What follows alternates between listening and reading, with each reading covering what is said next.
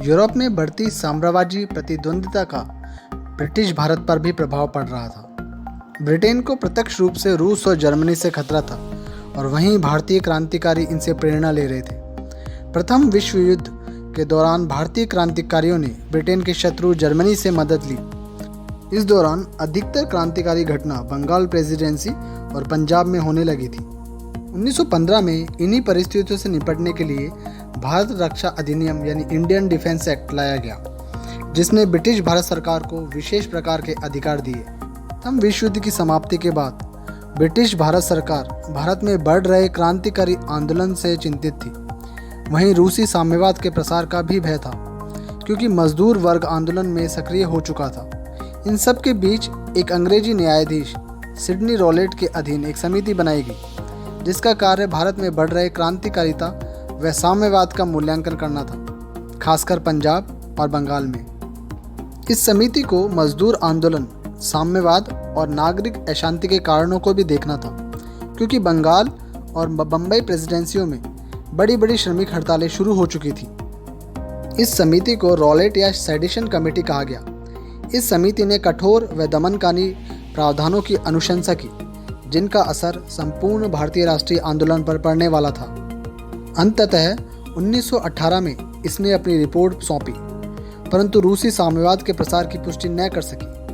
यद्यपि समिति ने जर्मनी से क्रांतिकारियों के लिंक की पुष्टि भी की। अंततः सार्वजनिक सुरक्षा की दुहाई देकर ब्रिटिश भारत सरकार ने इसे पास करवाया। भारतीय राष्ट्रीय आंदोलन के परिप्रेक्ष्य में इसे ब्लैक बिल के नाम से भी जाना जाता है। दमनकारी रॉलेट एक्ट 1919 में अंततः पास कर दिया गया, जिसमें राजनीतिक गतिविधियों को दबाने, बिना अनुमति के बंदी बनाने आदि कई जैसे कठोर प्रावधान थे। इस प्रकार इस एक्ट का सबसे पहले प्रसार पंजाब और बंगाल में क्रांतिकारी दमन के लिए किया गया, जो भारत रक्षा अधिनियम 1915 का ही विस्तार था। ब्लैक बिल के पास होने से ही पूरे भारत में इसके प्रति विरोध का माहौल था। महात्मा गांधी ने इसका विरोध करने के लिए आंदोलन करना चाहा, परंतु ब्रिटिश भारत सरकार ने दमन का सहारा लिया। रॉलेट एक्ट को पंजाब में क्रूर तरीके से लागू किया जा रहा था। यहाँ अमृतसर में जलियांवाला बाग में एक शांतिपूर्ण और सद्भाव के लिए लोग इकट्ठे हुए थे।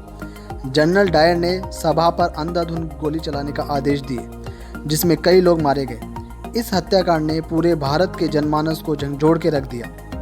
जलियांवाला बाग हत्याकांड के बाद पूरे भारतीय राष्ट्रीय आंदोलन की दिशा बदलने वाली थी। गुरुदेव रविन्द्रनाथ टैगोर ने नाइटहुड और महात्मा गांधी ने केसरी हिंद, जो उन्हें बोअर के युद्ध में प्राप्त हुई थी, की उपाधियों का त्याग कर दिया। रॉलेट एक्ट की दमनकारी प्रवृत्तियों ने पूरे राष्ट्रीय आंदोलन को प्रभावित किया और एक नई दिशा दे दी। अब गांधी की राजनीतिक कार्रवाइयों पर देश को चलना था, जिसकी शुरुआत असहयोग आंदोलन से हुई और लगभग अगले 20 वर्षों तक यह भारतीय स्वतंत्रता आंदोलन पर हावी रहा। प्लीज़ इस वीडियो को लाइक, शेयर और सब्सक्राइब कीजिए।